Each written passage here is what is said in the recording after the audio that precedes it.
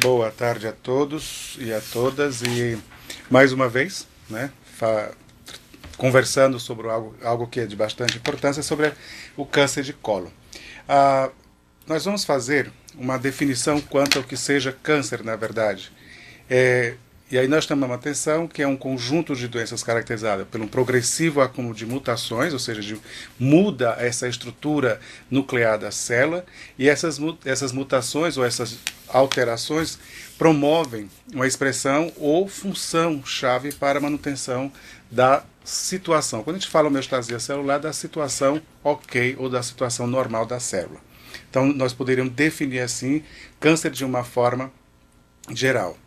Ao mesmo tempo que nós ouvimos muito falar sobre neoplasia, né? Então, na verdade, quando esse tumor ou esse câncer se instala, o seu desenvolvimento, a lesão do próprio DNA dessas células, com o tempo vai se tendo mais lesão e se acumula.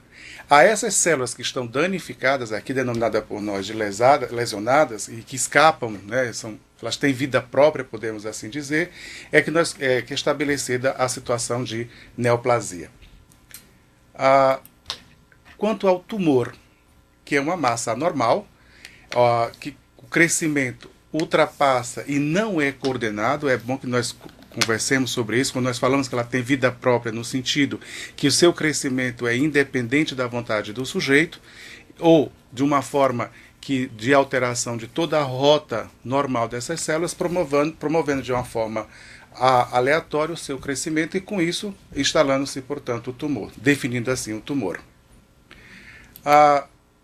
É importante entendermos o porquê que nós estamos conversando sobre câncer de colo. Nesse material que nós estamos colocando, que vocês estão tendo acesso, nós colocamos o dado do INCA de 2014. O INCA coloca para câncer gastrointestinal uma incidência esperada para 2014 em torno de 130 casos novos de câncer coloretal, 50 casos de câncer gástrico e outros tipos de câncer no trato gastrointestinal de 210.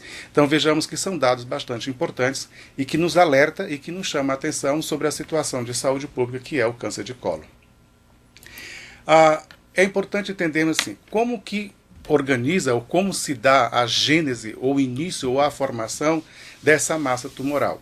Então passa por um processo que aqui nós vamos colocar de forma muito mais didática e operacional de entendimento, pelo processo de iniciação, de promoção, manutenção e progressão. O processo de iniciação é uma etapa que ocorre, é uma etapa inicial que ocorre com alteração no DNA. Lembrando que esse DNA fica na região nuclear da célula, ocorrendo alteração desse DNA e, obviamente, originando células filhas também alteradas com seu DNA alterados. Mais adiante dessa fase de iniciação, nós temos uma outra fase caracterizada e denominada, portanto, de promoção. As células já geneticamente modificadas ou alteradas, elas vão sofrendo mutações e, obviamente, tendo expansão, aumentando sua população. Então, essa fase nós chamamos de fase de promoção dessa massa tumoral.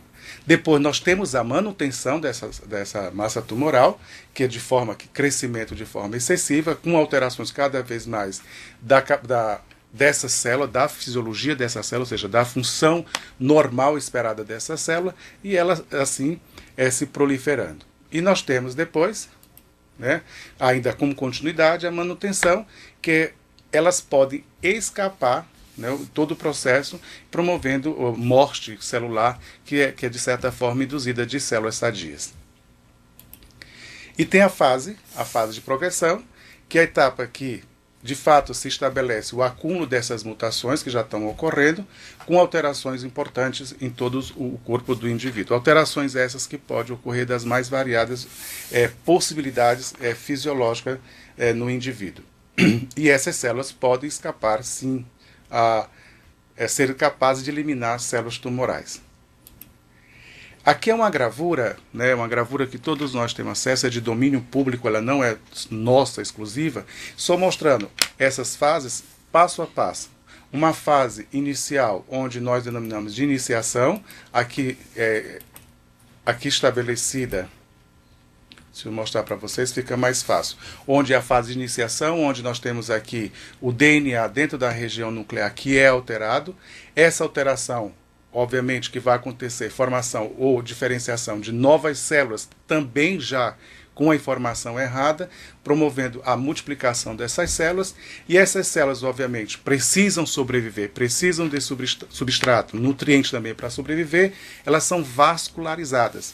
E a partir daí nós temos tanto o processo de manutenção, como nós temos o processo de progressão, onde essas células tumorais podem escapar dessa região, indo para outros espaços. Não só a célula, como também substâncias produzidas por essa célula tumoral. Essa gravura a seguir, ela parece meio complicada, mas ela não é nada tão complicada no momento que nós observarmos o que ela nos diz. Veja só, nós temos no início um processo chamado de oncogênese, por vários fatores que podem contribuir à formação dessa massa tumoral. O nosso corpo é capaz de responder a essa agressão desde a sua fase inicial. E quando nós observamos aqui, onde eu estou sinalizando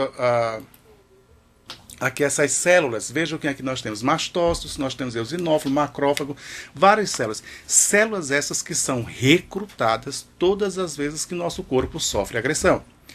Ou seja, quando eu tenho um processo, uma formação de uma massa tumoral, o nosso corpo compreende, a princípio, que nós estamos sofrendo agressão, ele vai montar uma resposta frente a essa agressão.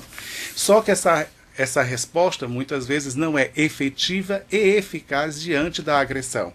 E com isso promove, mais uma vez, se não responde de forma positiva, recruta mais células de defesa para essa região, produz mais substância de defesa, que aqui nós estamos denominando de citocina, quimiocinas e outras substâncias, e cria nesse espaço um microambiente inflamatório. O que significa? Esse microambiente inflamatório é respondendo, é a nossa forma de responder essa agressão. Claro que se nós conseguíssemos, ou se nós conseguirmos responder de forma eficiente e eficaz, nós teríamos a destruição. Mas isso não ocorre de forma efetiva e eficaz pela alteração de toda a estrutura celular da própria massa tumoral, como a própria resposta do indivíduo em relação a isso. Que isso vai depender muito de como o indivíduo se encontra, como que ele está, ou quais os fatores facilitadores ou promotores que ele tem, tanto para responder essa agressão, como para a progressão da situação de câncer. Ok, o câncer instalado. Nós temos também formas terapêuticas que promovem, de alguma forma, uma exacerbação dessa resposta inflamatória. E aqui nós chamamos a atenção, mais uma vez aqui, sobre a situação do tratamento, a quimioterapia e a radioterapia.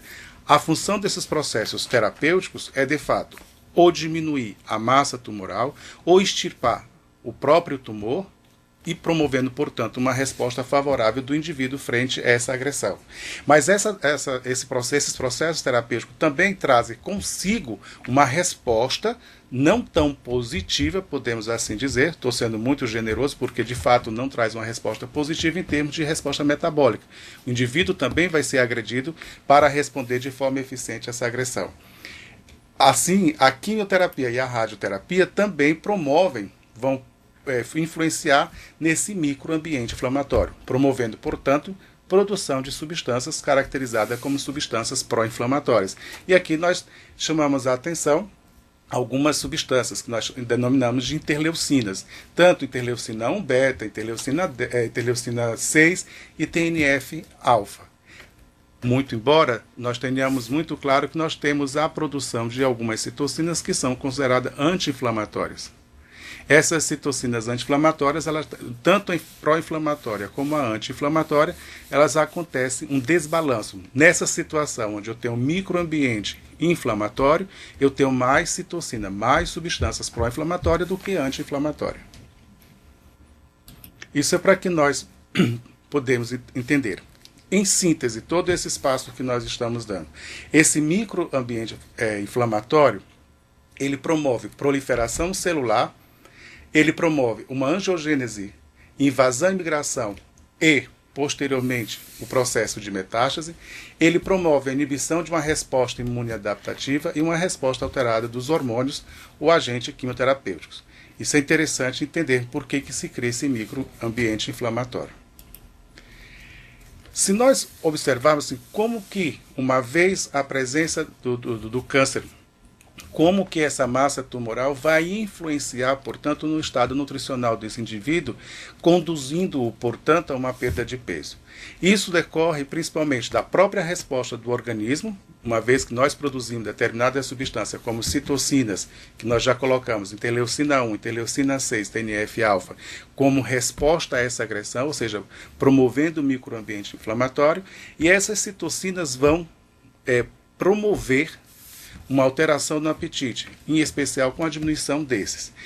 Obviamente, se tem a diminuição do apetite, eu tenho uma menor ingestão, contribuindo, portanto, para a perda de peso. Lembrando que a perda de peso numa situação inflamatória, ou numa situação de agravo, no caso em especial do câncer de colo que nós estamos conversando, é um fator importante e um fator também que vai nos dizer a progressão desse estado dessa doença. Além da perda do apetite, nós temos outros fatores que contribuem também para a perda de peso, que são a síntese ou aumento da produção de determinadas proteínas que são produzidas pelo fígado, que nós denominamos de proteína de fase aguda positiva. Em especial, aqui PCR, ou seja, a proteína C reativa, que ela promove o aumento do gasto energético e, aumentando o gasto energético, também vai promover uma perda de peso. Lembrando que não acontece um separado do outro, acontece de forma concomitante. Ao mesmo tempo que a própria situação do tumor, a produção dessas citocinas também promove um processo de proteólise, ou seja, eu vou perder massa muscular, obviamente na tentativa de ser utilizada como substrato energético. E isso, portanto, levando a uma perda de peso. A presença de metástase ou não, isso vai ditar como o comportamento da progressão da doença. Muito embora é importante que nós coloquemos por definição que metástases são implantes tumorais descontínuos em relação ao tumor primário. Ou seja, eu tenho um tumor primário, esse tumor primário, naquelas fases que de oncogênese que nós colocamos, ele pode ter uma fase de promoção, e essa fase de promoção eu posso ter o escape, sim, dessas células ou de substância dessa massa tumoral. Essas células tumorais se soltam da massa primária, penetram os vasos sanguíneos, porque é a via de condução, ou os vasos linfáticos, e produzem um crescimento secundário em órgãos distantes, devendo, obviamente, passar por uma série de etapas para isso se progredir. Essas etapas são denominadas expansão clonal, crescimento, diversificação e, no caso, a angiogênese, a fim de formar o quê? Um subclone, que aí se caracteriza um subclone metastático. Então, isso seria a metástase. Lembrando que é uma situação mais grave, uma situação da progressão no sentido negativo para o sujeito do câncer. O câncer de colo pode causar vários problemas ao hospedeiro em relação à sua localização e compressão com estruturas adjacentes, atividade funcional do órgão onde está instalado essa massa tumoral, como também na síntese de hormônio, sangramentos e infecções secundárias decorrentes dessa massa tumoral e aparecimento de sintomas agudos causados por rupturas, né, de parede de vaso ou pela dificuldade da oxigenação de estruturas posteriores desse tumor, ocorrendo, portanto, um infarto. As células tumorais, elas fazem com que eu diminua a ingestão, aumente o gasto e tenha a proteólise. Nós estamos repetindo, mostrando o quão a situação desses tumores pode levar à alteração do estado nutricional desses indivíduos. Se nós pensamos que essa massa tumoral, todo esse processo, esse microambiente inflamatório, essa resposta que o indivíduo responde, que o indivíduo tem em relação à agressão, e a forma de responder também é promovendo alterações metabólicas de várias naturezas. E aqui nós destacamos alterações metabólicas em relação aos carboidratos, onde nós temos intolerância à glicose, nós podemos desencadear, o indivíduo pode desencadear o aumento na resistência insulínica, as células tumorais são ávidas por glicose, então sequestram como substrato energético, e alterações metabólicas utilizando outros ciclos, e aqui nós estamos chamando a atenção, o ciclo de Core, como forma de adquirir substrato energético e, portanto, alterando assim a rota metabólica fisiológica dos carboidratos. Da mesma forma que nós vamos ter alterações importantes quanto às proteínas, aumentando associado ao aumento da taxa muscular, com mobilização de proteína, lembrando que nós já colocamos que vai existir de forma menor ou maior, conforme a situação do agravo, conforme o comportamento dessa massa tumoral e conforme a resposta do indivíduo, a mobilização de proteína e, portanto, um processo de proteólise. E quando nós observamos que a ingestão do indivíduo, comparado à sua excreção, ou seja, o quanto que ele perde de massa muscular, ele está perdendo mais massa muscular, no caso, e menor ingestão, nós colocamos que isso pode promover um balanço nitrogenado negativo. Ou seja, eu excreto mais compostos que provêm de um processo de proteólise, seja pela urina, seja pelas fezes, em relação ao que eu estou ingerindo. Isso decorrente, obviamente, da alteração do metabolismo das proteínas. Também ocorre alteração metabólica em relação aos lipídios. Há um aumento da taxa de lipólise, há elevadas taxas de triacilglicerol, no caso aqui nós estamos colocando triglicerídeos, e ocorre também uma hiperlipidemia. Isso também, nós vamos ter essa resposta decorrente do processo inflamatório decorrente da presença da massa tumoral. Se nós observarmos, diante do que nós estamos colocando, o câncer de colo, no caso específico que nós estamos conversando, ele promove alterações importantes quanto à utilização dos nutrientes que são importantes para a manutenção da vida. E aqui nós destacamos, claro, proteína, carboidrato, lipídio. Não obstante, isso ocorre também diminuição da concentração também da utilização de micronutrientes, tanto vitaminas e sais minerais. Isso explicado, nós podemos colocar assim, explicado pela aquela parte inicial que nós conversamos, onde nós temos aumento de determinadas substâncias, no caso citocina, IL-1, TNF-alfa e IL-6, que são consideradas citocinas pró-inflamatórias. Essas citocinas, uma vez que nós produzimos de forma exacerbada, numa situação de câncer de colo, nós, por conta desse microambiente, altera toda essa rota metabólica. Quais são as alterações nutricionais que podem ocorrer no indivíduo com câncer de colo? A desnutrição. E essa desnutrição decorrente da não ingestão, uma diminuição da ingestão, dor e ou obstrução do trato gastrointestinal, lembrando que conforme a localização dessa massa tumoral pode trazer complicações para determinadas porções do sistema gastrointestinal próximo a essa massa tumoral, a perda de peso e a própria terapia utilizada, a quimio e a radioterapia, são fatores predisponentes para ter um grau de desnutrição. Diante dessa situação, nós temos que lembrar o seguinte: se eu tenho, no caso, a possibilidade, como resposta a toda essa agressão da massa tumoral, e como resposta eu tenho a desnutrição, nós já temos que, de antemão, numa situação de câncer, trabalhar na possibilidade da prevenção para que o indivíduo não chegue a ter um grau comprometido do seu estado nutricional, que é um fator não tão positivo, ou podemos dizer assim, não é positivo para o indivíduo com câncer de colo, ou com qualquer outro tipo de câncer. Pode ocorrer essas alterações metabólicas, tanto em energia, como nós colocamos, relacionado ao aumento do gasto energético, a proteína, o estado anabólico, principalmente chamando a atenção, nós vamos ser dado preferência diante dessa resposta a algumas outras proteínas que nós necessitamos para responder de forma mais efetiva ou eficaz, de acordo com a capacidade de cada um e conforme a demanda dessa massa tumoral. Carboidrato, nós vamos ter intolerância à glicose, aumento de produção de glicose, o aumento da utilização de glicose. Nós poderíamos dizer, assim, de forma muito simplista, que nós temos uma bagunça metabólica, na verdade. Nós temos uma bagunça fisiológica, ou seja, o corpo, na tentativa de responder à agressão, começa a se reorganizar, desorganizada, para poder responder essa agressão. E, obviamente, que isso tem um preço, tem uma resposta para o organismo e para o indivíduo.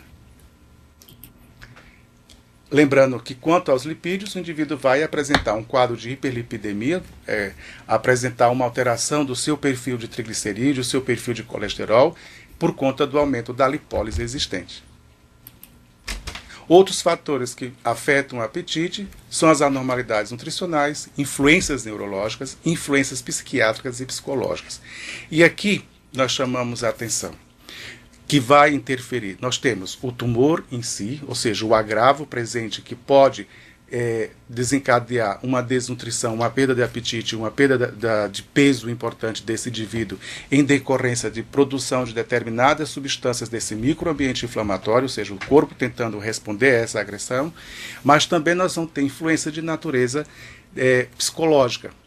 Uma coisa, quando o indivíduo recebe o diagnóstico, como ele trabalha esse diagnóstico também vai influenciar nas suas escolhas, na sua ingestão, na quantidade e na qualidade dos alimentos.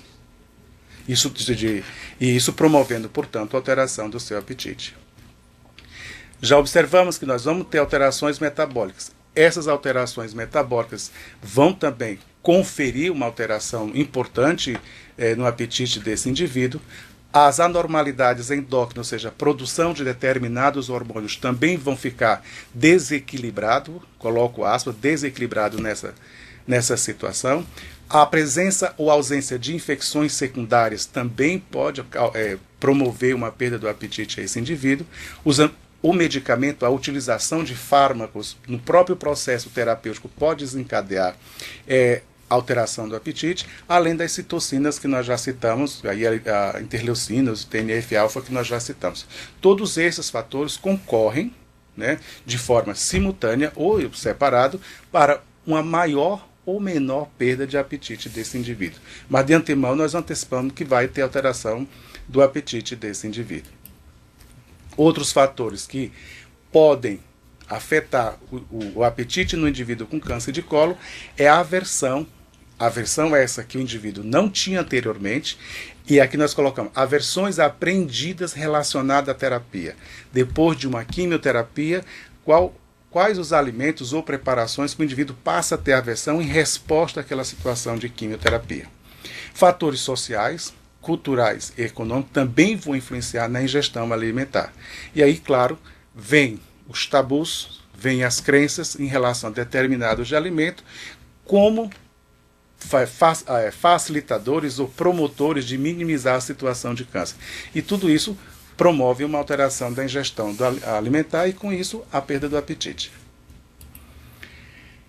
A quimioterapia, e aqui nós chamamos a atenção, qual é o efeito da quimioterapia que é um tratamento, né, é bom que se diga, na presença de uma massa tumoral, o primeiro tratamento de escolha, o tratamento cirúrgico, logo depois o tratamento do tratamento cirúrgico, a quimioterapia por si só, no processo terapêutico, ela também pode desencadear alterações importantes que vão desencadear, por conseguinte, o que? Na complicação ou no efeito do estado nutricional não positivo a esse indivíduo.